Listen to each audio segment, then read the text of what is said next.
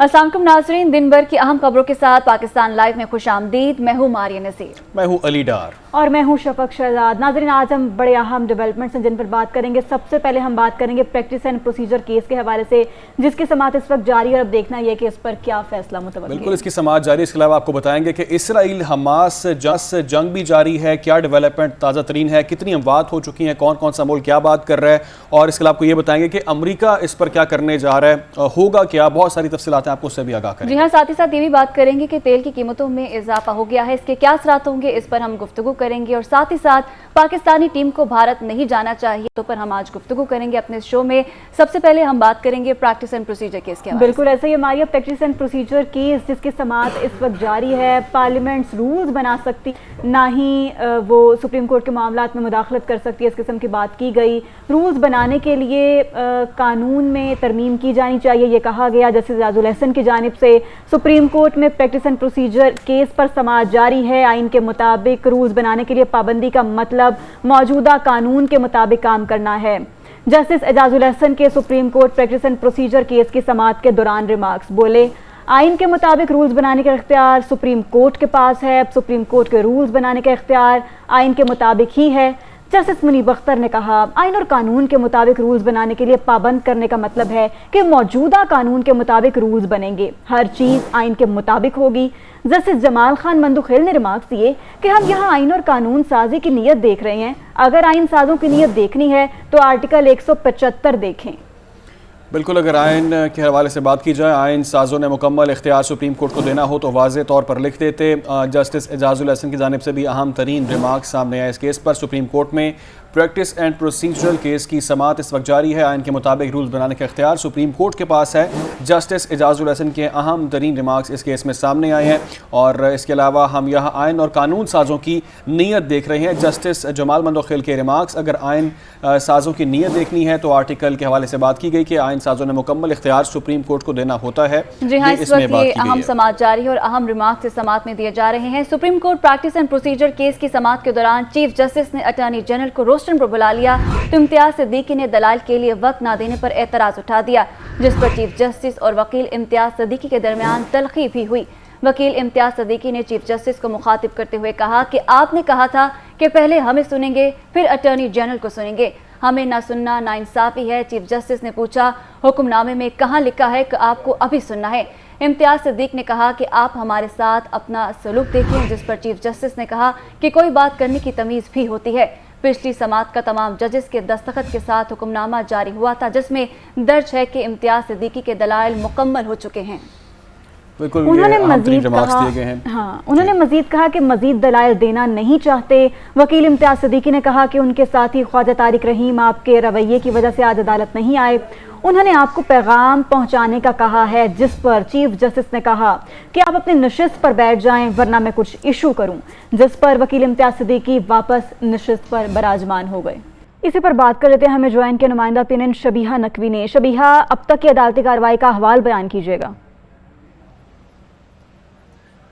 Practice and procedure जो case है उसकी समाअत जो है वो जारी है और आज ये तीसरी समाअत है। हमने देखा इससे पहले भी दो समाअतें जो थी वो लाइव नशर की जा रही थी और आज तीसरी समाअत भी जो है वो लाइव ही नशर की जा रही है। अगर हम समाअत का हाल बताएं तो जो सदर सुप्रीम कोर्ट बार एसोसिएशन के आबिद फारूकी, उन्होंने कहा कि आइन में दर्ज जो सब्जेक्ट टू लॉ है इसका ये मतलब नहीं है कि पार्लियामेंट कानून साजी कर सकती है। आइन इस मामले में जो है पार्लियामेंट को कानून साजी का इख्तियार नहीं देता, जिस पर जो जस्टिस एजाजुल हसन उन्होंने कहा कि नई कानून साजी नहीं हो सकती, आप ये कह रहे हैं, जबकि आपके मुताबिक सुप्रीम कोर्ट पहले से मौजूद कानून में जो है वो रूल्स बना सकती है। सवाल ये है कि आइन में सुप्रीम कोर्ट के रूल्स बनाने का इख्तियार कहाँ और किसको है। इसके साथ उन्होंने ये भी कहा कि अगर पार्लियामेंट के दरवाजे खोल देते हैं कि वो सुप्रीम कोर्ट के हर मामले में मुदाखलत करे तो एक बार दरवाज़ा खुल गया तो उसका कोई सिरा नहीं होगा। कानून साजी अच्छी या बुरी हो सकती है, लेकिन यही नहीं हो सकता कि अगर दुरुस्त है तो कानून साजी ठीक है और अगर वरना उसको कालेदम करार दे दिया जाए। चीफ जस्टिस जो थे वो हमने पिछली दोनों भी समाअतों में देखा और आज भी कि वो बार बार यही कह रहे थे कि वक्त कम है, इदारे पे जो है केसेस के बोझ बढ़ रहा है, इसलिए हम चाहते हैं कि जल्द अज जल्द इसका फैसला हो। और आज भी उन्होंने यही कहा कि सुप्रीम कोर्ट जो है वो प्रैक्टिस एंड प्रोसीजर के जो रूल्स बनाने के लिए जो बाख्तियार है, और अगर सुप्रीम कोर्ट रूल्स जो है आइन से बाला होकर बनाए तो कोई तो याद दिलाए कि आइन का दायरा कार क्या है। इसके साथ उन्होंने ये भी कहा कि हम इस केस को 184(3) के तहत सुन रहे हैं, और अगर आपके मुताबिक 184(3) का दायरा इख्तियार जो है वो सुप्रीम कोर्ट के पार्लियामेंट नहीं बना सकता, तो हम ये केस क्यों सुन रहे हैं। हमने ये भी देखा कि जस्टिस मुनीब अख्तर ने कहा कि आइन और कानून के मुताबिक रूल्स बनाने के लिए पाबंद करने का मतलब है कि मौजूदा कानून के मुताबिक रूल्स बनाए दे। ताहम समाअत अभी जारी है, लेकिन चीफ जस्टिस बार बार यही कह रहे हैं कि आज इस केस का जो है वो फैसला। अपने नाजरीन को उसी जो समाअत जारी है बराह रास्त ये चलते हैं और आपको समाअत दिखाते हैं। चीफ जस्टिस काजी फायज ईसा की सरबराही में फुल कोर्ट बेंच इसकी समाअत कर रहा है supreme court practice and procedure bill के हवाले से। इसी पर हम बात कर लेते हैं। हमें ज्वाइन किया माहिर कानून हाफिज एहसान अफजल ने। एहसान अफजल साहब, बहुत शुक्रिया आपके वक्त का। एहसान अफजल साहब, जैसे कि हमने देखा कि अभी सुप्रीम कोर्ट में हियरिंग चल रही है प्रैक्टिस एंड प्रोसीजर एक्ट के हवाले से। सर, सादा सा सवाल ये है कि आइन को सादा कानून साजी से तब्दील किया जा सकता है? बिस्मिल्लाहिर्रहमानिर्रहीम। पहले तो ये है कि जो इस वक्त सुप्रीम कोर्ट के अंदर केस चल रहा है वो इस चीज़ का नहीं है कि आइन से तब्दीली की गई है या आइन के खिलाफ तब्दीली की गई है। इस वक्त सिर्फ जो चीज़ चल रही है वो ये है कि पार्लियामेंट ने एक प्रोसीजर को रेगुलेट किया है जो आर्टिकल 184(3) का है, या उसके बाद फिक्सेशन ऑफ बेंचेस पे बात की गई है, या फर्स्ट हियरिंग है कि अगर सुप्रीम कोर्ट के अंदर केस को फाइल किया जाए, या राइट ऑफ अपील की बात की गई है इसके अंदर। तो ये सारी चीजें जो है वो उसके अंदर है, जो कॉन्स्टिट्यूशन का जो स्ट्रिक्टो सेंसो है उसके अंदर नहीं आती, बल्कि ये सारी चीजें वो हैं जो सुप्रीम कोर्ट ऑफ पाकिस्तान को आर्टिकल 175 के नीचे थी और फिर आर्टिकल 191 के नीचे जो है उसको दिया गया था कि सुप्रीम कोर्ट रूल्स बनाए, और सुप्रीम कोर्ट ने अपने रूल्स के अंदर जो था वो 184(3) के प्रोसीजर को रेगुलेट किया या आर्टिकल 188 के प्रोसीजर को रेगुलेट किया। अब इस वक्त जो चीज चल रही है वो ये चल रही है कि क्या 184(3) की जो प्रोसीडिंग्स है उसको 3 जज सुनने चाहिए, और वो 3 जजेस जो है या 5 जजेस जो है अगर इंटरप्रिटेशन ऑफ लॉ है तो वो उसकी कॉन्स्टिट्यूशन ऑफ बेंच जो है वो एक की बजाय 2 जो 7 सीनियर मोस्ट है वो बैठे। असल क्वेश्चन वहां पे है। दूसरा उसके अंदर जो इम्पोर्टेंट है वो ये है कि 184(3) का पिछले कई सालों से एक प्रोसेस ये चल रहा था कि जो फंडामेंटल राइट्स के असल इश्यूज थे उसके साथ साथ जो पॉलिटिकल क्वेश्चन से उनको एड्रेस करने की कोशिश की गई, और उसके अंदर बार की रिजर्वेशंस भी सामने आई, और उन रिजर्वेशंस की बुनियाद के ऊपर हर दफा ये कहा गया कि वो आर्टिकल 184(3) के नीचे अपील प्रोवाइड की जानी चाहिए। तीसरा जो इम्पोर्टेंट इस चीज के अंदर है वो ये है कि अगर सुप्रीम कोर्ट के अंदर को केस को फाइल किया जाए तो कई माह उसको नहीं लगता, तो उसके अंदर ये कर दिया गया है कि विद इन फोर्टनाइट उस केस को लगना चाहिए। अब जो सारी चीजें जो डिबेट की जा रही है वो लेजिस्लेटिव कॉम्पिटेंसी की आर्टिकल 191 के नीचे क्या पार्लियामेंट लेजिस्लेट कर सकती है या नहीं कर सकती है, ये वो चीज है जो इस वक्त सुप्रीम कोर्ट ऑफ पाकिस्तान का फुल कोर्ट सुन रहा है। और उसके अंदर जो ऑब्जर्वेशन आई हैं इस वक्त वो मिक्स हैं। चीफ जस्टिस साहब और बहुत सारे ब्रदर जजेस जो है वो ये कहते हैं कि एक अच्छी लेजिस्लेशन है और पार्लियामेंट सुप्रीम है और पार्लियामेंट जो है वो कर सकती है, और इसके अंदर कौन सा फंडामेंटल राइट्स की वायलेशन है जिसको आप आर्टिकल 184(3) के अंदर आप लेके आए हैं। दूसरी कुछ ऑब्जर्वेशन। बहुत शुक्रिया, आपका पॉइंट आ गया। एक बार फिर से अपने नाजरीन को बराह रास्त लिया कोर्ट की हेयरिंग की तरफ। प्रैक्टिस एंड प्रोसीजर केस की समाअत इस वक्त जारी है और सलाहुद्दीन जो कि नून लीग के वकील हैं उनकी जानिब से दलाइल जारी हैं। अभी वक्त है ब्रेक का।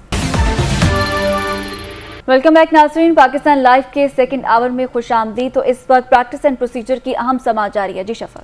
बिल्कुल ऐसा ही अहम समाअत जारी है जिसमें अब तक बहुत से अहम रिमार्क्स सामने आई हैं। कहा गया कि कानून हो या शरीयत कहीं भी दर्ज है कि काजी का फैसला आखिरी होगा। हम पहले भी केस मुकर्रर करने के लिए अपना दिमाग इस्तेमाल किया करते थे। मैंने तो पहले ही केस मैनेजमेंट कमेटी को केसेस के तकर्रुर का इख्तियार दे रखा है। मैंने केस मैनेजमेंट कमेटी बनाकर आईनी खिलाफ वर्जी की। चीफ जस्टिस काजी फायज ईसा के supreme court practice and procedure case की ओपन कोर्ट समाअत के दौरान ये अहम रिमार्क्स आए। कहते हैं कि माजी में आर्टिकल 184(3) का इस्तेमाल सही हुआ या गलत, अगर मगर नहीं सीधा जवाब दें। जी हाँ, मजीद कहा जो कानून और आइन है वो चीफ जस्टिस की ख्वाहिशात पर नहीं, ये अदलिया की आज़ादी और कानून के मुनाफी है। मैं मास्टर नहीं आइन के मातहत हूँ। तो ये अहम समाअत जारी है जिसमें अहम रिमार्क्स सामने आ रहे हैं। फुल कोर्ट ये समाअत कर रहा है।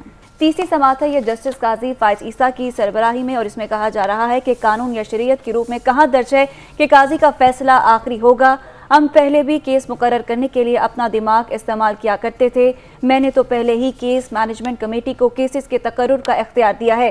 क्या मैंने केस मैनेजमेंट कमेटी बनाकर आईनी खिलाफ वर्जी की है? तो बरह रास्त समाअत इस वक्त जारी है। अब बात कुछ कर लेते हैं इसराइल और फ़लस्तीन की जंग के हवाले से। नाज़रीन, आज तीसरा रोज़ है जंग को और इसराइली फ़ौज के तर्जुमान का यह एतराफ़ अब सामने आ चुका है कि गज़ा के करीब 7 से 8 मकामात पर लड़ाई इस वक्त चल रही है।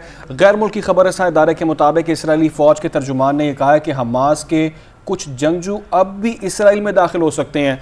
दर्जनों इसराइली गज़ा में हिरासत में लिए जा चुके हैं, जबकि इसराइली फ़ौज का कहना है कि शाम तक सूरत हाल कंट्रोल कर ली जाएगी। ये दावा किया जा रहा है इसराइली फ़ौज की जानिब से। तर्जुमान इसराइली फ़ौज के ये कह रहे हैं कि हमास के कुछ जंगजू अब भी इसराइल में दाखिल हो सकते हैं और दर्जनों इसराइली गज़ा में हिरासत में लिए जा चुके हैं। इस चीज़ का एतराफ़ उनकी जानिब से कर लिया गया है, जबकि उनका दावा ये है कि शाम तक सूरत हाल को कंट्रोल कर लिया जाएगा। 7 से 8 मकामात हैं जहाँ पर इस वक्त लड़ाई चल रही है, ये उनकी जानिब से बताया गया है। और हमास के कुछ जंगजू अब भी इसराइल में दाखिल हो सकते हैं। और अगर ये बात करें तो मज़ीद तफसीलात के सामने आ रही हैं कि हज़ारों लोग अब तक इसमें जाँबाक हो चुके हैं, हलाक हो चुके हैं और 7 से 8 मकामात पर लड़ाई का सिलसिला इस वक्त जारी है।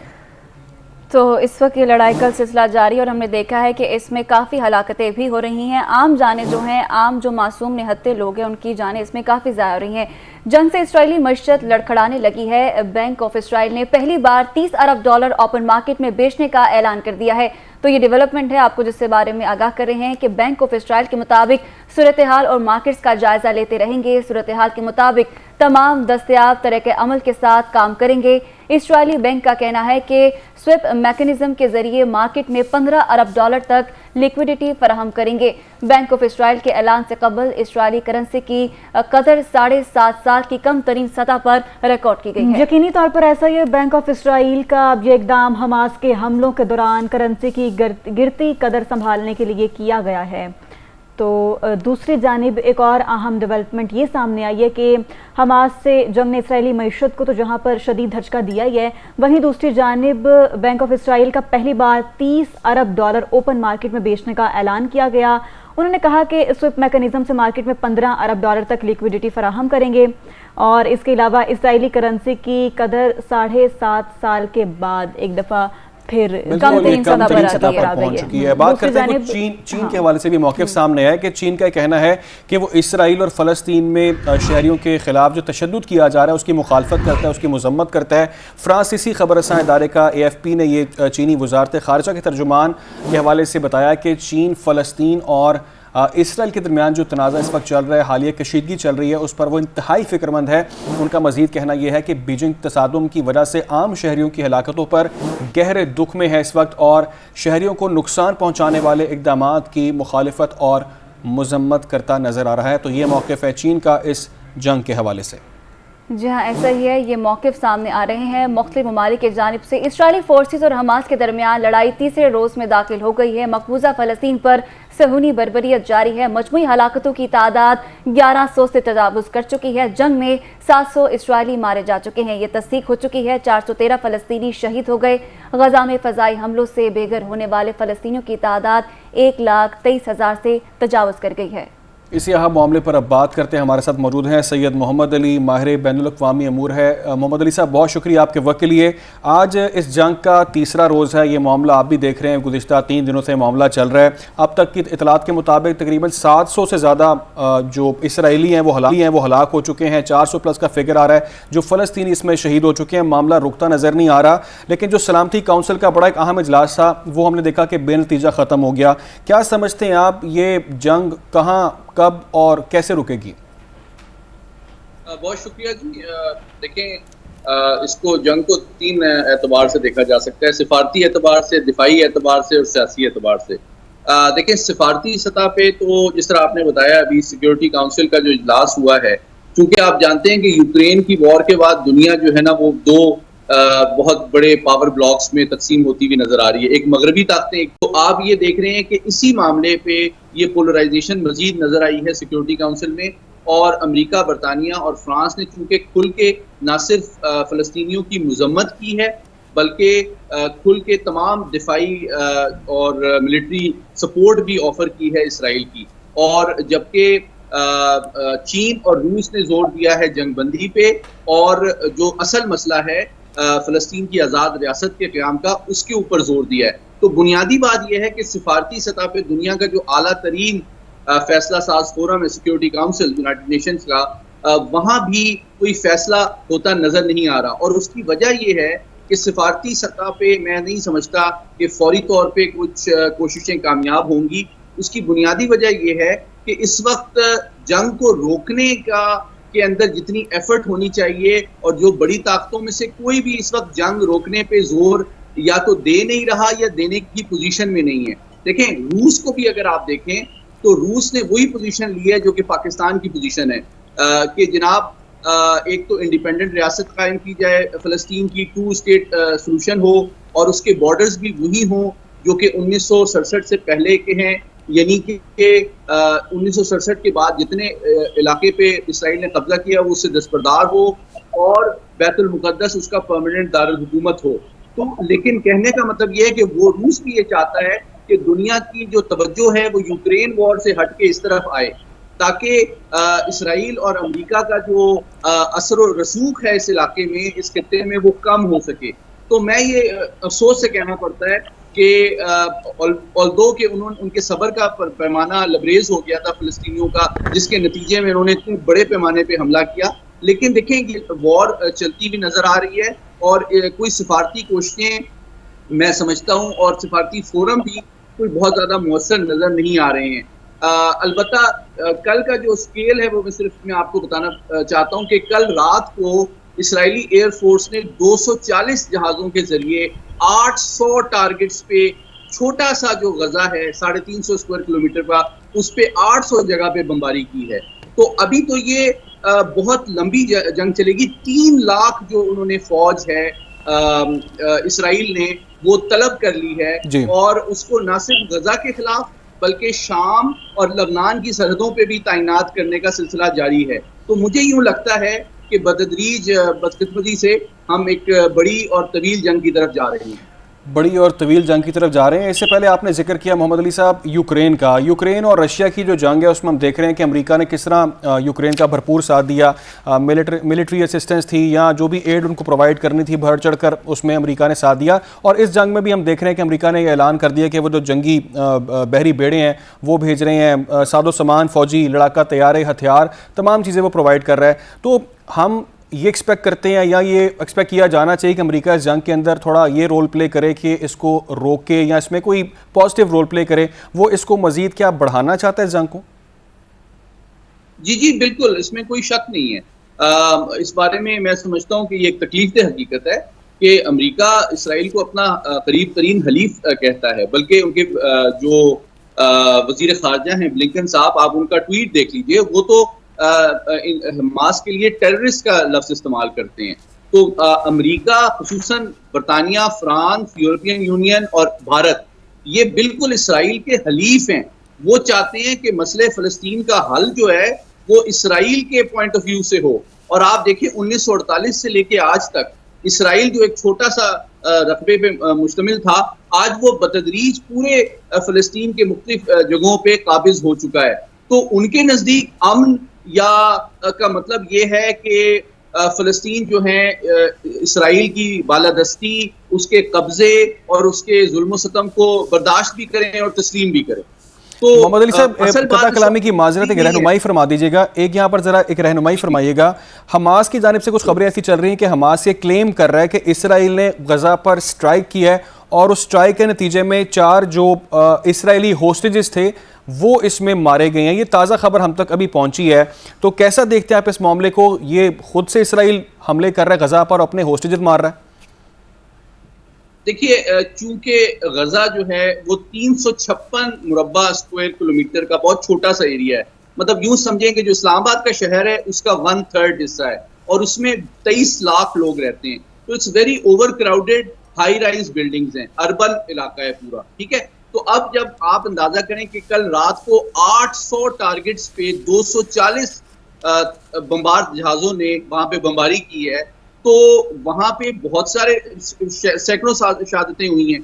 तो उसमें कुछ लोग अगर उनके कैदी हैं वो भी हलाक हुए हैं, तो ये मुमकिन है। लेकिन असल बात यह है कि जो क्लेम है हमास की जानिब से कि उन्होंने कई जनरल्स और आला अफसरान को भी जंगी कैदी बनाया है, वो मैं समझता हूं कि बार्गेनिंग टूल के तौर पे इस्तेमाल करेंगे फ्यूचर में इसराइल के हवाले से। तो इसराइल ने खुद ही फिर उसको डिफ्यूज़ करने के लिए उस बार्गेनिंग डील को उन्होंने अपने बंदे खुद मारने शुरू कर दिए, जो एज़ पर द खबर इस वक्त इन्फॉर्मेशन सामने आ रही है। अच्छा मोहम्मद अली साहब, एक और बड़ी इंपॉर्टेंट चीज़ वो ये कि हम देख रहे थे कुछ मुबस्सरीन की राय इस पर सामने आ रही है और उनका मानना ये है कि ये जो अब मामला शुरू हो चुका है, जंग का दायरा कार जो है या जो ये इसका इम्पैक्ट होगा ये फैलता चला जाएगा और बहुत सारी और दीगर इलाके इसकी लपेट में आएंगे। क्या समझते हैं आप कि कौन कौन से एरियाज़ हैं, कौन कौन से इलाके हैं, कौन कौन से ममालिक हैं जिनको अब इस जंग के अंदर कूदना पड़ेगा? देखिए, इसमें एक सबसे इम्पोर्टेंट बात जो निगलेक्ट की जा रही है वो ये है कि इसराइल जो है अपने तमाम तर मजालिम और जुल्म व इस्तबदाद के बावजूद मशरिक़ वुस्ता की वाहिद एटमी ताकत है। तो डायरेक्ट कॉन्फ्रंटेशन या कॉन्फ्लिक्ट जो है कोई रियासत शायद ना करे, इसलिए लाइकली ये है कि ये इनडायरेक्ट वॉर, मतलब अनकन्वेंशनल वॉर, गैर रवायती जंग जो है, बहुत से जो तंजीमें और ग्रुप्स हैं जिस तरह अक्सा ब्रिगेड है या हमास है या फ्यूचर में अगर हिजबुल्लाह इसमें शामिल हो जाती है तो ये नॉन हिजबुल्लाह तो क्लेम कर रही है, हिजबुल्लाह तो क्लेम कर रही है। बहुत शुक्रिया आपका सैयद मोहम्मद अली साहब, आपने हमें वक्त दिया और आपने बहुत सारे अहम मामलात के हवाले से हमें बताया। अभी आपको ताज़ा तरीन सूरत हाल से अपडेट करते हैं कि इसराइल के शहर अश्कलोन पर हमास की कासिम ब्रिगेड का ताज़ा हमला। शहर पर 120 मिसाइल दाग दिए गए हैं, जिसके बायस से शहर में कई मकामात पर आग भड़क उठी है।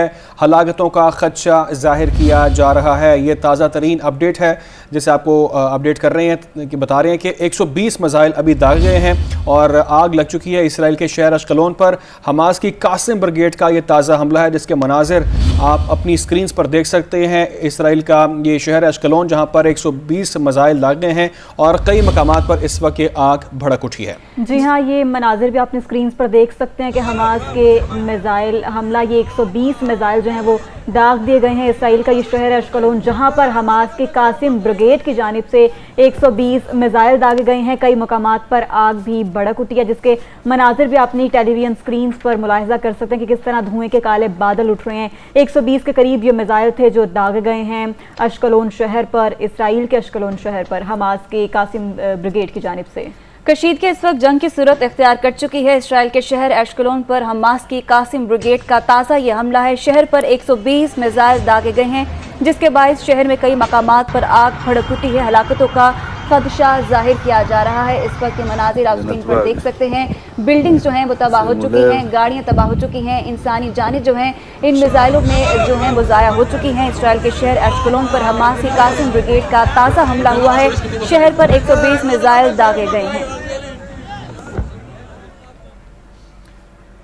तो नाज़रीन आपको ये बताएं कि हमास की जो मिलिट्री पावर है थोड़ी उसकी हम बात करते हैं। हमास के मिसाइल, हमास कसीम मिसाइल की रेंज 10 किलोमीटर है। अल-कुद्स नामी मिसाइल 16 किलोमीटर तक टारगेट हिट कर सकता है।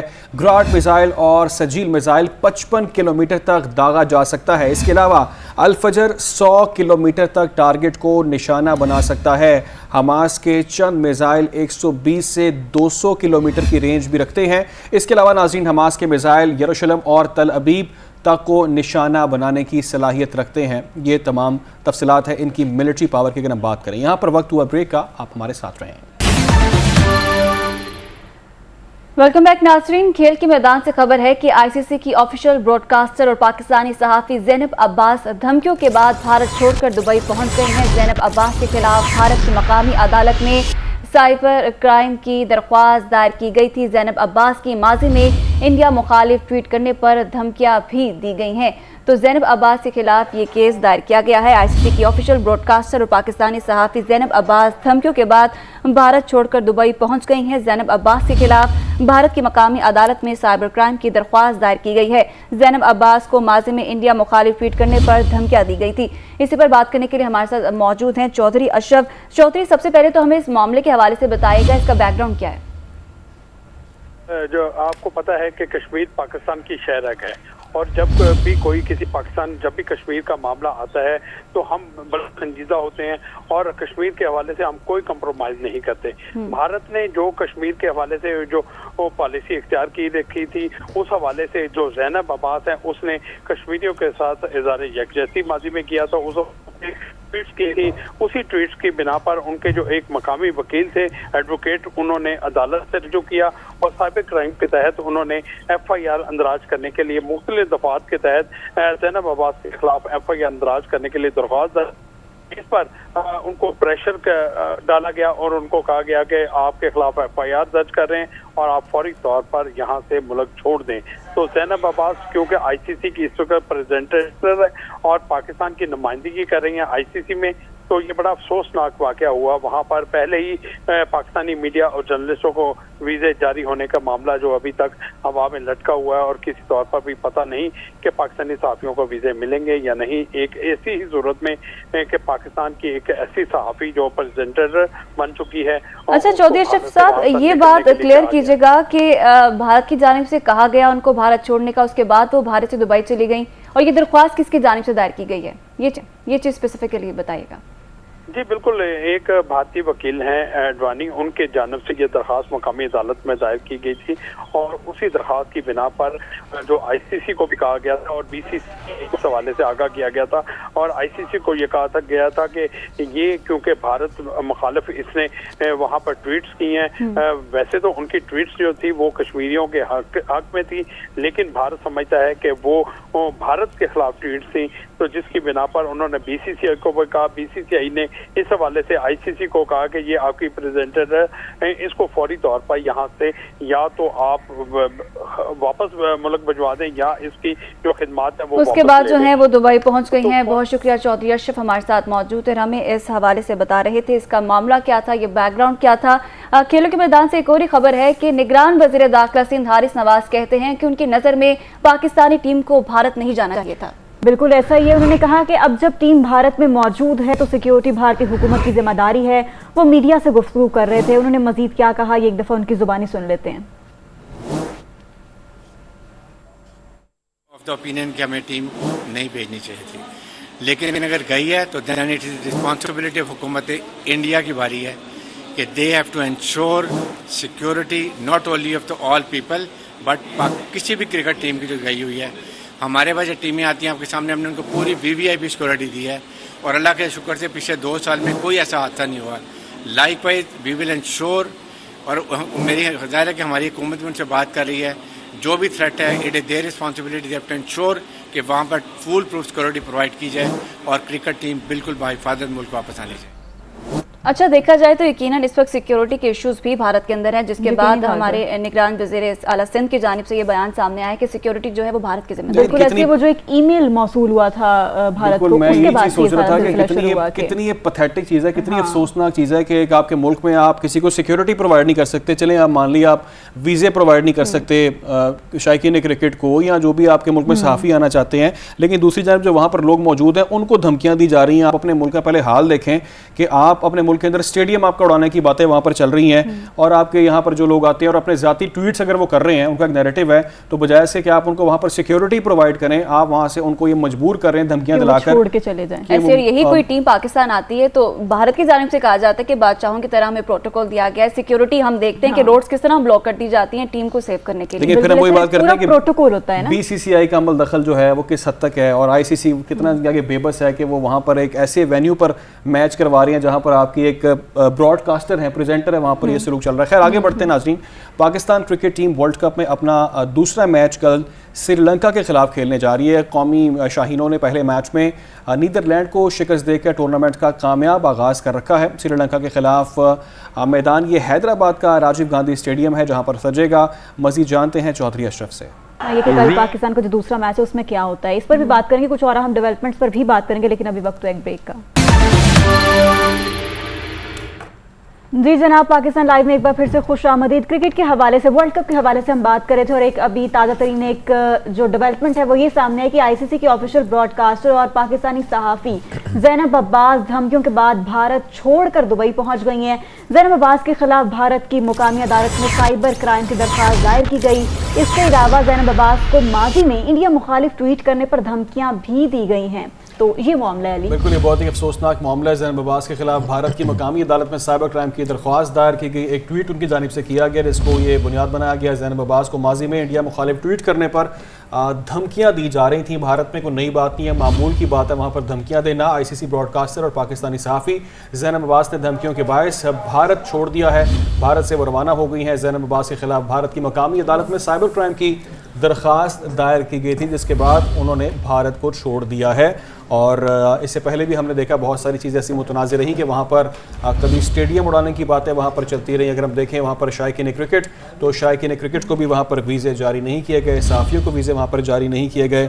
और अब ये खबर सामने आती है कि ज़ैनब अब्बास को वहाँ पर धमकियाँ दी जा रही हैं जिसके बाद वहाँ से उनको इसी पर बात करने के लिए हमारे साथ स्टूडियो में मौजूद हैं स्पोर्ट्स एनालिस्ट उसामा मंज। उसामा मंज, बहुत शुक्रिया आपके वक्त का। एक तो सबसे पहले इस वक्त जो सूरत हाल है आपने भी सुन लिया क्या है। हम देख रहे हैं कि हमारे सहाफ़ियों को वीज़ा नहीं दिया जा रहा और अब जो है आईसीसी की होस्ट हैं जिनको मुल्क से निकाल दिया गया है। तो क्या ऐसे मुल्क में ऐसे इंटरनेशनल कप्स वगैरह हम लोग कर सकते हैं? बड़ी अनफॉर्चुनेट खबर है जी जो ये इंडिया से इस टाइम आ रही है। वैसे भी वो हमारे, उन्होंने आपको पता ही है, फैंस को और जर्नलिस्ट को वीज़ा नहीं दिया था। अभी तक सिचुएशन क्लियर नहीं है। आज मंडे और ट्यूसडे को उन्होंने इन्फॉर्मेशन आ रही थी कि हमारे जो जर्नलिस्ट हैं उनका जो वीज़ा पॉलिसी का जो भी डिटेल्स हैं वो मंडे को या ट्यूसडे को आ जाएंगी। मगर मंडे को खबर क्या आती है कि ज़ैनब अब्बास को फोर्स किया गया है। तो ये बड़ी अनफॉर्चुनेट खबर है। और अभी छठा दिन है इस टूर्नामेंट का, आज छठा मैच है और इंडिया के रंग हम रोज़ रोज़ देख रहे हैं जैसे निकलने को आ रहे हैं। मिस मैनेजमेंट से लेके क्राउड टिकटिंग हो या फिर जो भी स्टेडियम्स का खाली होने का मामला है, तो एक्सपोज हो रहा है इंडिया रोज़ और गलतियां कर रहे हैं। और तैयार नहीं थे वो इस वर्ल्ड कप के लिए, इतने बड़े मेगा इवेंट के लिए। क्लेम उन्होंने बहुत बड़े बड़े किए हुए थे और वो सारे क्लेम्स आपने देखे एक्सपोज हो चुके हैं। अच्छा सामा, मोदी की सोच जो है वो हम क्रिकेट में भी देख रहे हैं, तो क्रिकेट के लिए कितना नुकसान और उसको कितना इफेक्ट करेगा? ये देखें जी, बड़ी एक्सट्रीमिस्ट सोच है ये अकॉर्डिंग टू द प्लान किया जा रहा है ये सारा कुछ। ये ऐसा नहीं है कि ये उन्होंने अब आके डिसाइड किया, ये सारी चीज़ें पहले से प्लान थी। उसकी वजह ये है पाकिस्तान के जो मैच है वो इंडियन पंजाब में नहीं रखे। ये चाह रहे हैं, जो हम सुनने में आ रहा है कि ये चाहते नहीं है कि वाघा बॉर्डर के थ्रू पाकिस्तानी फैंस ट्रैवल करके जाएं। इसीलिए ये मैच भी पाकिस्तान का इन्होंने कोई यहाँ पर नहीं रखा। और ये जो टिकटिंग का मामला है इसमें मैं एक और चीज़ ऐड करना चाहूँगा। उसमें भी खबरें आ रही हैं कि बीजेपी ने खुद टिकट्स खरीद ली थी मैच की और बाद में उन्हीं लोगों को कहा कि मैच देखने जाओ, मगर वो लोग जिनको उन्होंने टिकट्स दी वो मैच देखने ही नहीं गए। कुछ तो कहा कि जी इंडिया पाकिस्तान इंडिया का मैच है, गलत चीज़ का टिकट लोगों को। हाँ जी, और आज फिर दोबारा खबर आ रही है कि जी 16,000 नए टिकट्स दिए जाएंगे पाकिस्तान इंडिया मैच के। तो फिर वो क्लेम कहाँ गया जब आपने कहा था कि टिकट सोल्ड आउट हो गए हैं? पाकिस्तान इंडिया क्या, पाकिस्तान के हर मैच के टिकट सोल्ड आउट हैं। तो फिर ये 16,000 टिकट क्या नई सीट लगी हैं स्टेडियम में या वो पुराने? तो बड़ा मामला ही एक्सपोज हो चुके हैं। अच्छा, ये देखा जाए क्योंकि ज़ैनब अब्बास जो हैं वो आईसीसी पैनल की होस्ट हैं, तो यहाँ पर आईसीसी क्यों इतना बेबस हमें नजर आ रहा है? आईसीसी कहीं हमें स्टैंड लेता नहीं है, बीसीसीआई इस पर काफी इन्फ्लुएंस कर रहा है। बिल्कुल आप ठीक कह रही हैं। ICC is acting like a toothless organization और ये बीसीसीआई के, वैसे तो बीसीसीआई को आईसीसीआई के अंडर होना चाहिए, लेकिन यहाँ पे मामला जो है वो उल्टा है। जो बीसीसीआई डिसाइड करता है वही आईसीसी उसको सपोर्ट करता है। तो क्योंकि बीसीसीआई बहुत बड़ा, हम सबको पता है, क्रिकेट का जो रेवेन्यू है सबसे ज़्यादा शेयर जो है वो लेके आते हैं। वो क्लेम करते हैं कि हमें दें भी सबसे ज़्यादा, और फिर उनकी इसलिए क्रिकेट में से भी बहुत ज़्यादा होती है। क्रिकेट के जितने मामलात हैं जो आईसीसी के हैं उनमें इसीलिए आप इंडिया की से बहुत ज़्यादा देखते हैं, क्योंकि आईसीसी का जो रेवेन्यू है वो बीसीसीआई ज़्यादा जनरेट करता है। आईसीसी की चलती नहीं है बीसीसीआई के आगे बेसिकली। तो सामा, बट नेक्स्ट अब आगे मामला किस तरफ जाते देख रहे हैं? मामला तो जी ये बड़े खतरनाक तरफ जा रहे हैं। आपने देखा है थ्रेट्स भी इनको मिल चुके हैं। अब जैनब को डेथ थ्रेट मिला है इनको। जैनब ने तो मुल्क छोड़ दिया है। डेथ थ्रेट तो नरेंद्र मोदी को भी मिला हुआ है। क्या नरेंद्र मोदी को भी मुल्क से निकालेंगे? डेथ थ्रेट तो इनको अहमदाबाद में भी मिला हुआ है कि अहमदाबाद के स्टेडियम को उड़ा देंगे, आपके वज़ीर आज़म को उड़ा देंगे। तो क्या आप अपने वज़ीर आज़म को भी मुल्क से निकालेंगे? बेसिकली वहाँ पे रियासती दहशतगर्दी तो चल रही है, वहाँ पे टेररिज्म तो अरूज पर है। वहाँ पर हर जगह देखें तो जहाँ पे मानीपुर हो या कोई और ऐसे वहाँ पर मामला, तो वहाँ पर तसादुम तुम आए रोज़ देखते हैं। लेकिन ये बड़ा ही वैसे अफसोसनाक पैथेटिक चीज़ है कि यार एक ज़ैनब अब्बास जैसा एक बड़ा नाम जिसको दुनिया जानती है, पहचानती है, उनकी एक पहचान है, और ICC इतना बेबस है कि एक ट्वीट करने के ऊपर उनको वहाँ से निकाल देता है। क्या रोल है ICC? ये आपने ठीक कहा कि ICC एक तो बेबस है। ज़ैनब अब्बास बहुत बड़ा नाम है। ज़ैनब अब्बास जो है पाकिस्तानी ब्रॉडकास्टिंग में उन्होंने अपना एक लोहा मनवाया जिसको हम कहते हैं। मेरे जैसे कई स्पोर्ट्स एंकर्स, एनालिस्ट उनसे इंस्पायर होकर हम इस फील्ड में आए हैं, और भी बहुत से बच्चे बच्चियाँ नए लोग होंगे जिन्होंने ये फील्ड में वो आए होंगे, और उनको ये क्या मैसेज आ रहा है थोड़ा सा वो भी एक ख़तरनाक चीज़ है। और ज़ैनब अब्बास जो है वो काफ़ी अरसे से ये प्रेजेंटिंग और कमेंट्री का जो है वो काम कर रही हैं। मतलब it's not her first year या सेकंड ईयर, पूरी दुनिया में जाके उन्होंने पाकिस्तान को रिप्रेजेंट किया है। और ये भी तो सवाल है ना कि अब इस सारे मामले के बाद, इस ज़ैनब वाले इशू के बाद, क्या इंडिया क्योंकि एक्सपोज हो रहा है तो क्या कोई प्रेशर आएगा इंडिया पे अपनी इमेज बिल्डिंग के हवाले से? आना चाहिए, और बिल्कुल पाकिस्तान को चाहिए, हमारे पॉलिटिशियंस को चाहिए, बल्कि PCB को चाहिए इस पे कुछ स्टैंड ले। सबसे सवाल था PCB कहाँ स्टैंड करता है? PCB को चाहिए अपना स्टैंड ले, और PCB ऑफिशियल्स को चाहिए कि अपना स्टैंड ले। और जो पाकिस्तान की जितनी भी हमारी, मेरा ख्याल है ये अब मामला जो है ना थोड़ा सीरियस हो गया है। यहाँ पे पॉलिटिशियंस को और थोड़ा सा हुकूमत को इन्वॉल्व होने की ज़रूरत है कि आपको अपने मेन प्रेजेंटर तो वो बाद में, पहले तो वो पाकिस्तान की सिटीज़न है, और जिस तरह को उनको इंडिया से फोर्स करके कहा गया कि आप जाएँ, PCB को यहाँ पर स्टैंड लेना होगा। तो आप ये कह रहे हैं कि ये मामला अब जो है वो सिफारती सतह पर चला गया? बिल्कुल जी, इसको पाकिस्तान फॉरेन ऑफिस को भी टेकअप करना चाहिए इस मैटर को। आपने स्टेटमेंट देखा है अभी कुछ देर पहले, हमने भी नाज़रीन को दिखाया, वज़ीर दाखिला सिंध ब्रिगेडियर रिटायर्ड हारिस नवाज साहब, उन्होंने कहा पाकिस्तान को शायद इस सिनेरियो में भारत जाना ही नहीं चाहिए था। ये सवाल जो है ना, ये इसकी तरफ बात ना ही आती तो वो अच्छा था, मगर ब्रिगेडियर साहब भी ठीक कह रहे हैं, क्योंकि अगर ऐसा थ्रेट कल किसी प्लेयर को आ गया तो फिर तो हम 1 मिनट के लिए भी वहाँ नहीं रुकेंगे। तो बेहतर यही है कि जी हमारी जो गवर्नमेंट है, हमारा जो फॉरेन ऑफिस है, वो ज़रा देखे इसको सीरियसली कि उन्होंने अब क्या करना है, अपनी एक स्ट्रैटेजी बनाएं, और जो फिर बनानी है फिर उस पर रहें आप उस स्ट्रैटेजी पे। इवन अगर वो स्ट्रैटेजी कहती है कि टूर्नामेंट छोड़ के आ जाना चाहिए तो आ जाना चाहिए, क्योंकि प्लेयर्स की सेफ्टी से पहले कोई चीज़ नहीं है। देखिए हम पे तो इल्ज़ाम लगता है पाकिस्तान, जिस तरह हमने कितना अच्छा वेलकम किया, यहाँ पे जय शाह साहब आए, पूरा वफ्द आया, उन्होंने कहा जी हमें बादशाहों की तरह यहाँ पर रखा गया, बड़ा अच्छा पाकिस्तान ने वेलकम किया, और किसी को कोई इतराज़ नहीं था, सब ने यहाँ पे आके खेला भी और बड़ा खुश असलूबी से सारा मामला यहाँ पर हमने देखा कि हैंडल हो गया। लेकिन यही लोग जब भारत जाते हैं और वहाँ जाकर जो सलूक इस वक्त चल रहा है, स्टेडियम वहाँ पर खाली जा रहे हैं, और सिक्योरिटी वहाँ पर ईमेल्स, आपने बल्कि इसको इतना लोगों को बताया किस तरह से वहाँ पर ईमेल्स मौसूल हो रही हैं और डेथ थ्रेट वहाँ पर चल रहे हैं। तो इस तरह तो मेरा ख्याल है पाकिस्तान को भरपूर तरीके से, क्या पाकिस्तान को आलमी फोरम पर इस मामले को उठाना चाहिए कि भारत के अंदर एक खेल जिसको सियासी रंग दे दिया गया है, और वहाँ पर हमारे जो प्लेयर्स हैं उनके साथ क्या सलूक किया जा रहा है, क्या वहाँ पर हमारी जो प्रेजेंटर है पाकिस्तान से जो गई हैं उनके साथ वहाँ पर क्या बिहेव किया गया, तो मेरा ख्याल है बहुत बड़ा मैटर है। बहुत बड़ा मैटर है। देखें जी, पहले तो ना फैंस को ये वीज़े दे रहे थे, ना इन्होंने अभी तक किसी जर्नलिस्ट को वीज़ा दिया जिन्होंने वर्ल्ड कप कवर। ठीक है, हमारे साथ निगरान वज़ीर दाखिला सिंध ब्रिगेडियर रिटायर्ड हारिस नवाज साहब मौजूद हैं, उनसे बात करते हैं। ब्रिगेडियर साहब, बहुत शुक्रिया आपके वक्त के लिए। आपका स्टेटमेंट कुछ देर पहले आया कि पाकिस्तान को भारत नहीं जाना चाहिए था, क्या वजूहात हैं आपके नज़दीक पाकिस्तान के वहाँ ना जाने की जो थी? लेकिन जब वो पाकिस्तान नहीं आते हैं, अपने सिक्योरिटी कंसर्न शो करते हैं, तो फिर हमें भी ये बात उनसे करनी चाहिए।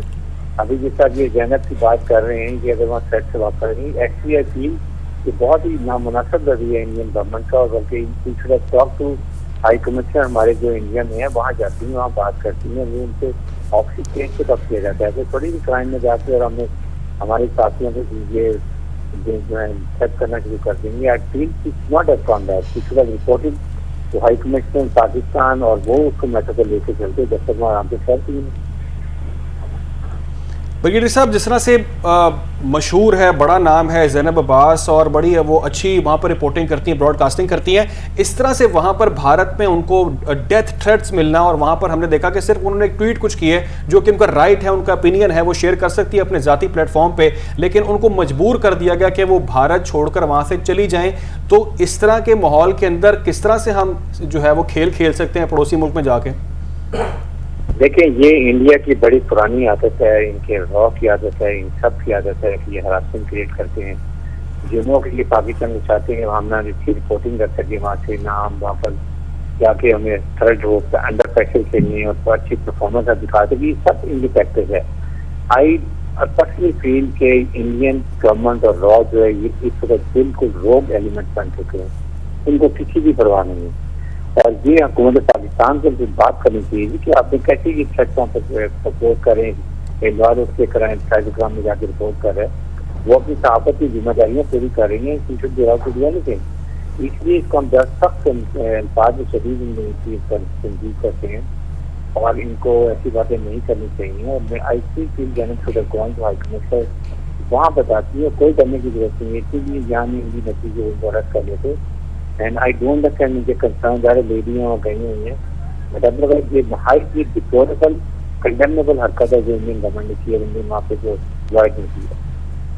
ठीक है हारिस नवाज साहब, अगर अभी तो ज़ैनब अब्बास को ये थ्रेट मिलता है और आईसीसी उसके ऊपर कुछ नहीं करता और वहाँ से वो आ जाती हैं, अगर यही थ्रेट, ये डेथ थ्रेट जो है अगर मिलता है किसी पाकिस्तानी टीम के खिलाड़ी को, तो क्या आपके ख्याल से उसको वहाँ से वापस आ जाना चाहिए? नहीं, देखिए अगर ऐसी बात होती है we should take very serious official complaint with the Indian cricket board और इंडियन गवर्नमेंट के साथ। और उसके बाद अगर वो आप हम ये देखते हैं कि वो प्रॉपर तरीके से प्रोटेक्शन देते हैं जो एक मिलनी चाहिए, क्योंकि पाकिस्तान रहता है लाइक बाकी मुल्क ममालिक का काम है, पाकिस्तान में ज़्यादा है, पाकिस्तान रिजर्व तमाम तौर देते हैं, ये उनकी जिम्मेदारी है। हम श्योर वो इसकी पूरी करेंगे, करनी पड़ेगी, वरना किसी आपको हमारी हुकूमत के बाद और बहुत ऑप्शन है। ठीक है सर, वेरी लास्ट क्वेश्चन, इस पर पाकिस्तान को कोई मौक़िफ़ अपनाना चाहिए, फॉरेन ऑफिस को या पीसीबी को, उस पर कोई काम करना चाहिए इस मामले पर? आई थिंक इसके ऊपर स्ट्रेट अवे मिनिस्ट्री इंफॉर्मेशन को और पीसीबी को जरूर बात करनी चाहिए गवर्नमेंट से, they're in touch with them कि ये ऐसे क्यों हमारे जो साथी हैं और जो अपनी जिम्मेदारियाँ निभाना चाह रहे हैं उनको बिल्कुल हरासी करना चाहिए, और अगर करने की तरफ से एहतजाज करके फिर उसके ऊपर क्या इम्प्रूवमेंट करते हैं। ठीक है, निगरान वज़ीर दाखिला सिंध ब्रिगेडियर रिटायर्ड हारिस नवाज साहब हमारे साथ मौजूद थे। तो उसामा मंच यही बात वो भी कर, और हम इससे पहले ये डिस्कशन कर रहे थे कि एक जर्नलिस्ट जो वहाँ पर अपनी ड्यूटी कर रहा है, वहाँ पर आप उसके साथ ये अगर सलूक करेंगे, इंटरनेशनली तो आप एक्सपोज हो ही रहे हैं, लेकिन मुस्तकबिल में आप इस काबिल रहेंगे नहीं कि कोई मुल्क आपके मुल्क में आके दोबारा कभी क्रिकेट खेल सकता है। मैं इसी तरफ आने लगा था कि ये तो फिर बाकी सब लोगों के लिए भी ख़तरा है और ये मुश्किल हो जाएगा और जर्नलिस्ट को कवर जाना इंडिया और जाके कोई भी स्पोर्टिंग इवेंट कवर करना, let alone the cricket world cup. और साथ ही साथ अगर आप अब क्योंकि ये खबर डेवलप होती जा रही है, मजीद डिटेल्स आ रही हैं, माइक एथरटन इंग्लैंड के फॉर्मर टेस्ट क्रिकेटर हैं, इंग्लैंड के कैप्टन भी रह चुके हुए हैं और क्रिकेटिंग पैनल में भी हैं, ये जो आईसीसी का सारा इस टाइम पैनल है उसमें भी हैं, उन्होंने स्टैंड ले लिया और उन्होंने कहा है, उन्होंने भी कंडेम किया आईसीसी के इस बीसीसीआई के इस मूव को कि ज़ैनब को आपको इस तरह निकलवा के मुल्क से निकालना चाहिए। तो अब हम देख रहे हैं कि आहिस्ता आहिस्ता लोग ज़ैनब के हक़ में आवाज़ आएगी और ये काफ़ी नोन लोग हैं, क्रिकेटिंग फ्रेटर्निटी में इनको जाना जाता है जो ये लोग कर रहे हैं। माइक एथरटन अभी नाम आया है, आप लोग मज़ीद देखेंगे और भी लोग अभी स्टैंड लेंगे इस चीज़ का और लेना भी चाहिए। जैसे कि मैंने पहले भी कहा, ये अब क्रिकेट बोर्ड से बात ऊपर निकल चुकी है, ये अब गवर्नमेंट लेवल और फॉरेन मिनिस्ट्री लेवल पे ये चीज़ आ चुकी है और आई थिंक मामला सीरियस है और पाकिस्तान को भी सीरियस स्टैंड लेना चाहिए। इसका जो रिएक्शन है ना हमारा, वो भी तगड़ा होना चाहिए। अगर हम कोई तकाबुली जायजा लें तो माजी में कोई ऐसी किसी इस किस्म के कोई इवेंट की कोई मिसाल मिलती है कि ये भारत ही इस किस्म की हरधर्मी दिखाता है? ये भारत करता है यूजुअली इस तरह, आप वरना आप ओलंपिक्स होती हैं, डिफरेंट टूर्नामेंट्स होते हैं, इंग्लैंड में आपने देखा चैंपियंस ट्रॉफी हुई, कभी कोई इस तरह का मसला नहीं हुआ। तो ये इस तरह की जो चीज़ें हैं वो भारत कर रहा है और ख़ास तौर पे मुसलमान पाकिस्तानी जो है हमें वो ज़रा टारगेट करते हैं, बाकियों के साथ हम मुझे नहीं लगता उनका कोई इतना मसला है, लेकिन जब पाकिस्तान आता है, जब हमारे लोग, हमारे जर्नलिस्ट, हमारे फैंस आते हैं। साबिक चेयरमैन पीसीबी एहसान मानी ने कहा था कि अगर तो जर्नलिस्ट को वीज़ा नहीं दिया जाता तो टीम वापस आ जाए, तो इस बयान को आप किस तरह से देखते हैं और कितना इफेक्टिव होगा? देखें जी, ये बहुत ज़रूरी होता है। आपकी टीम जब वहाँ पे जाती है, बाबर आजम ने अपनी प्रेस कॉन्फ्रेंस में कहा कि हमें इंडिया को उसकी तरफ से सपोर्ट मिल रही है, हमें अच्छा होता है कि अगर हमारे फैंस भी हम उनको स्टेडियम्स में देख सकते हैं। इसी तरह जब प्लेयर्स प्री और पोस्ट मैच प्रेस कॉन्फ्रेंस करते हैं, वहाँ पे पाकिस्तानी सहाफ़ी बैठे होते हैं, उनकी एक गैर रस्मी गुफ्तगू अलहदा होती है प्रेस कॉन्फ्रेंस के आगे पीछे और एक फॉर्मल जो प्रेस कॉन्फ्रेंस है वो अलहदा होती है। अब यहाँ पे आप देखें, मामला ऐसा है कि कल एक खबर आई कि जी पाकिस्तान से जर्नलिस्ट को एक किसी का नंबर दिया गया साहब का कि आप व्हाट्सएप के थ्रू अपने सवाल पूछ सकते हैं। तो जो वहाँ पे पाकिस्तान टीम के प्लेयर्स बैठे होंगे, इंडियन जर्नलिस्ट या वहाँ पे जो लोकल जर्नलिस्ट हैं, वो हमारे सवाल पढ़ के बताए होंगे। तो मतलब ये व्हाट्सएप पे ही अगर आपने कराने हैं तो ज़रूरत नहीं है। आपने पाकिस्तानी टीम की बात की, कल पाकिस्तान का मैच भी है, तो पाकिस्तान को क्या स्ट्रैटेजी रखनी चाहिए? लास्ट क्वेश्चन है। पाकिस्तान का बड़ा इंपॉर्टेंट मैच है कल, क्योंकि उससे अगला मैच जो है, ये कल का मैच उस मैच की टोन सेट करेगा। ये अगर बॉयज़ कल मैच जीत जाते हैं, जो कि हमें पूरी उम्मीद है, तो अगले मैच में जो कि 14 को अहमदाबाद में है, ये अच्छे कॉन्फिडेंस के साथ जाएंगे। और अगर कल ये कोई मसला करते हैं, कल अगर ये टीम लड़खड़ा गई तो 14 को मुश्किलात होंगी। तो अल्लाह करे ये मैच कल हम जीते। बहुत शुक्रिया सामा हमारे साथ मौजूद थे और बड़ी डिटेल जो है गुफ्तगू इस पर की गई है। बिल्कुल, आगे बढ़ते हैं और अब नाज़रीन शामिल करते हैं कुछ सियासी मंजरनामा की खबरें। बहुत सारी पॉलिटिकल डेवलपमेंट से भी आपको बतानी है कि नवाज शरीफ के दौर में पाकिस्तानी अवाम मुतमईन थी, आज रो रही है। चीफ ऑर्गेनाइज़र नून लीग मरीम नवाज़ की पार्टी अहदेदारों और कारकुनों से ये मुलाकात में गुफ्तगू सामने है। उन्होंने कहा है कि नवाज शरीफ के दौर में महंगाई 47 साल की कम तरीन सतह पर थी, 65 लाख से ज़ायद लोगों को रोज़गार मिला। नवाज शरीफ को हर बार हालात ने आजमाया और वो हर बार सुरखरू हुए। तो ये मरीम नवाज़ की जानिब से मौक़िफ़ सामने आया है और गुज़िश्ता रोज़ एक जलसा था जिस जलसे से उन्होंने ख़िताब किया और इस ख़िताब के अंदर उन्होंने बहुत सारे सियासी हरीफ़ों को भी निशाने पर लिया और उन्होंने कहा कि नवाज शरीफ वापस आएंगे और जो तारीख़ दी है उसी तारीख़ पर वो वापस आएंगे और वापस आने के बाद मुल्क को तरक्की की राह पर वो गामज़न करेंगे। जब सब फेल हो जाते हैं तो नवाज शरीफ आता है, ये मरीम नवाज़ साहिबा का मौक़िफ़ है और उन्होंने कहा है कि नवाज शरीफ के दौर में पाकिस्तानी अवाम मुतमईन थी, आज अवाम उनको रोते नज़र आ रही हैं और ये वो बात कर रही हैं। उन्होंने कहा है कि पार्टी अहदेदारों से मुलाकात के अंदर उन्होंने बहुत सारी बातें की हैं। तफसीलात जानते हैं, ज़ुहैब हसन काज़मी हमारे साथ मौजूद हैं। ज़ुहैब काज़मी, तफसीलात से आगाह करें। मुस्लिम लीग नून की सीनियर नायब सदर और चीफ ऑर्गेनाइजर मरियम नवाज ने लाहौर के कौमी और सूबाई असम्बलियों में यूनियन कौंसिल के अहदेदारों और कारकुनात से मरहला वार जो मुलाकातें हैं उसका सिलसिला भी शुरू कर लिया है और 21 अक्टूबर को अपने कायद की वतन वापसी के हवाले से जो इस्तकबाल की तैयारियां हैं उसका जायजा लिया जा रहा है। मरियम नवाज ने यूनियन कौंसिल 123 और 125 के अहदेदारों और कारकुनात से भी आज मुलाकात की। यूनियन कौंसिल की सतह पर 21 अक्टूबर को कायद जो है पाकिस्तान मुस्लिम लीग नून के नवाज शरीफ उनकी वतन वापसी पर इस्तकबाल की जो तैयारियां हैं उनका मुकम्मल तौर पर जायजा लिया है और मरियम नवाज ने यूनियन कौंसिल के अहदेदारों और कारकुनात से मुशावरत किया, उनकी तजावीज़ भी जो है वो ली हैं। और जब इस मौका पर मरियम नवाज का कहना था कि नवाज शरीफ मुल्क की तरक्की का आजमूदा बहन है और जब सब फेल हो जाते हैं नवाज शरीफ आते हैं। और 6 साल बाद उनका कहना था कि 6 साल बाद नवाज शरीफ को उनको पूरा सच बताएंगे तो सारे प्रोपेगेंडे और झूठ जो है वो दफन हो जाएंगे। जी ज़ुहैब काज़मी, गुज़िश्ता रोज़ हमने देखा कि नून लीग ने एक जलसा किया और मरीम नवाज साहिबा ने जलसे से खिताब किया।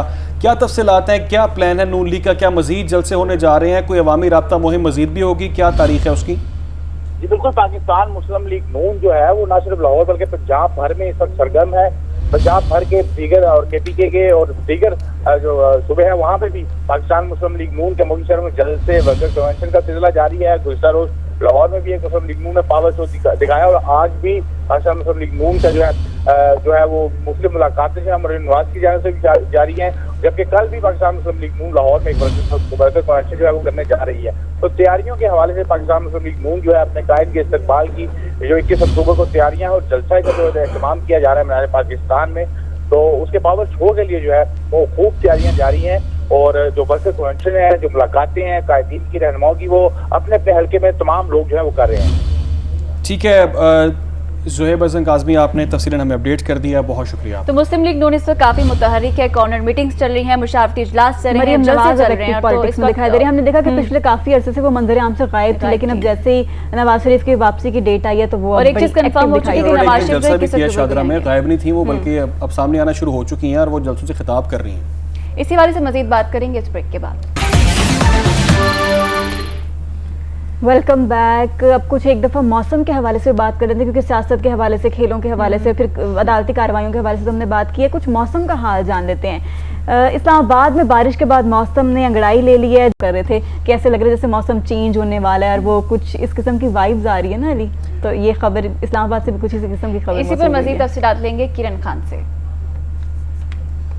ठंडी ठंडी हवाएं, काले साग, गहरे बादल आसमां पर इस वक्त छाए हुए हैं। जी हाँ, शहर इक़दार का मौसम इंतहाई हसीन और खुशगवार हो चुका हुआ है। आप मेरे पीछे देख सकते हैं मारगला के पहाड़ों ने इस वक्त काले स्याह गहरे बादल हैं उनने अपनी लपेट में लिया हुआ है और एक हसीन और खूबसूरत मंजर पेश करते हुए दिखाई दे रहे हैं। और लग ऐसा रहा है कि जैसे आज की ये अभी शुरू होने वाली बारिश ने सर्दी की नवीद सुना दी है, सर्दी की आमद है और बारिश जो है इस वक्त इस्लामाबाद में शुरू हो चुकी हुई है। मुख्तलिफ सेक्टर्स में मौसम इंतहाई हसीन और खुशगवार हो चुका हुआ है। ठंडी हवाएं जो हैं वो भी चल रही हैं, जिसके बाद हम देख रहे हैं कि मौसम हंसा हमें खुशगवार होता हुआ दिखाई दे रहा है। ऐसे मौसम को एंजॉय करने के लिए शहरी भी हर वक्त तैयार रहते हैं और ऐसे मौसम को भरपूर तरीके से एंजॉय करते हुए भी दिखाई दे रहे हैं, क्योंकि ये सर्दियों की पहली बारिश है। सर्दियों की आमद जो है शुरू हो चुकी हुई है और मौसम जो है ऐसे मौसम को एंजॉय करने के लिए हर कोई घरों से बाहर भी निकलता हुआ दिखाई देता है। महकमे मौसमात के भी मुताबिक आज बारिश की नवीद सुनाई गई थी। इस्लामाबाद का दर्जा हरारत की बात की जाए तो इस वक्त 20 डिग्री सेंटीग्रेड तक दर्जा हरारत जो है रिकॉर्ड किया जा रहा है। जी मौसम तो बड़ा खुशगवार है और किरण काफ़ी इंजॉय कर रहे हैं। तो ये आपने जानी आज की 10 अहम बैनुल-अक़वामी खबरें। और आगे बढ़ें, अब दूसरी खबरें शामिल करते हैं, जिसमें सबसे अहम खबर ये कि वतन वापसी पर मेरी पहली और आखिरी तरजीह मईशत की बहाली है। ऐसा कहा गया नवाज शरीफ की जानिब से। कहते हैं कि तरक्की का सफ़र वहीं से शुरू हुआ होगा जहां से ख़त्म किया गया था।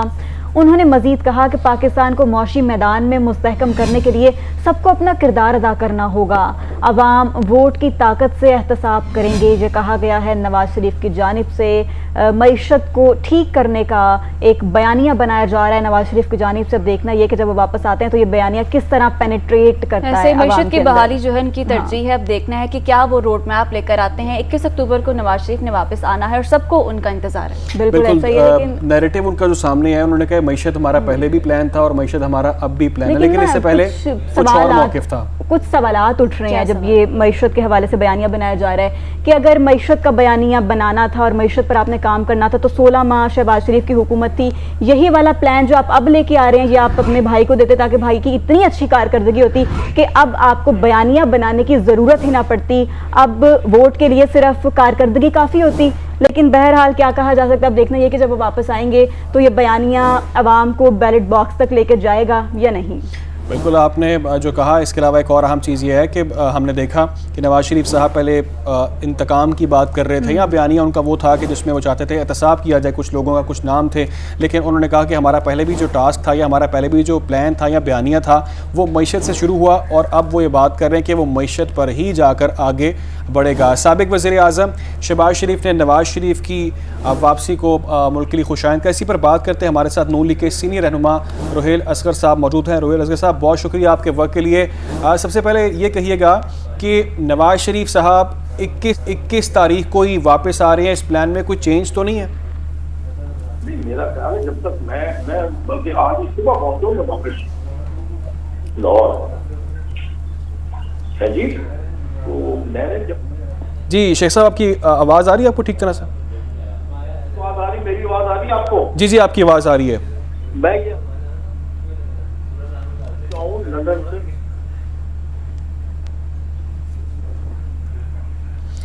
शेख रोहेल असगर साहब से दोबारा रब्ता करने की कोशिश करेंगे। कुछ टेक्निकल इशू है जिसकी वजह से आवाज़ हमें ठीक तरह से नहीं आ रही, लेकिन शहबाज शरीफ का मौक़िफ़ इस वक्त ये सामने आ रहा है कि नवाज शरीफ की जो वापसी है वो मुल्क के लिए खुशाइंद होगी। जहाँ से तरक्की छोड़ी थी वहीं से तरक्की का दोबारा आगाज़ करने जा रहे हैं और इस प्लान के हवाले से जो क़यास आराइयाँ चल रही हैं कि वो 21 को वापस आएँगे या नहीं आएँगे, ऐसे पहले कहीं और वो जा रहे हैं किसी और ममालिक में, तो उसके बाद का प्लान क्या होगा। कुछ हेल्थ के इशूज़ भी हैं, वो ज़ेर बहस आ रहे हैं, अंडर डिस्कशन है, उस पर भी क़यास आराइयाँ की जा रही हैं। लेकिन फाइनली ये बात नून लीग की जानिब से की जा रही है कि नवाज शरीफ वापस आ रहे हैं और वापस आकर वो तमाम तर जो भी मामलात हैं उनका सामना करेंगे।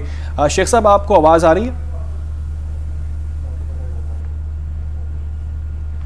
हेलो जी शेख रोहेल असगर साहब, आपको आवाज़ आ रही है? आपको मुझे आपकी आवाज़ आ रही है, मेरी आवाज़ आ रही है आपको? जी जी, आपकी आवाज़ आ रही है। शेख साहब, ये अर्ज़ कीजिएगा, ये कहिएगा कि गुज़िश्ता रोज़ भी हमने देखा कि एक नून लीग का जलसा हुआ, मरीम नवाज साहिबा ने उस जलसे से खिताब किया, तो उसके बाद से एक डिस्कशन चल रही है कि वो जलसा कामयाब था नहीं था, जो बयानिया देना था वो बयानिया डिलीवर हुआ या नहीं हुआ।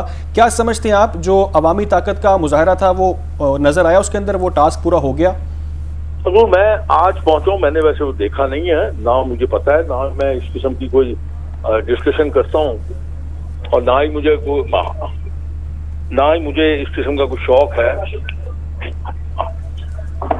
ना ही मुझे है कि मैं देखो, जो मेरे लिए बिल्कुल एक नई ये बात है मेरे लिए। मुझे 2 दिन लगेंगे, बल्कि आपका तो चूंकि ये पेपर है ना, तो इसलिए आप देख नहीं पाएंगे और ना ही आपका कोई नुमाइंदा यहाँ मेरे पास मौजूद होगा। मैंने आज आते ही सुबह पहुंचा था, आते ही मैंने एक मीटिंग रखी है अपने दोस्तों की इसी सिलसिले में। ठीक है शेख साहब, आप मुलाकात भी करके आ रहे हैं, लंदन गए आपने नवाज शरीफ साहब से, वहाँ पर मुलाकात की, क्या खबरें हैं, क्या मोराल्स हैं, क्या प्लान्स हैं, शेयर करेंगे अवाम के साथ? मैं अक्सर कह चुका हूँ, पहले भी कह चुका हूँ, आज फिर कह देता हूँ कि वो बड़ी बेताबी से इंतजार कर रहे हैं वापसी के लिए।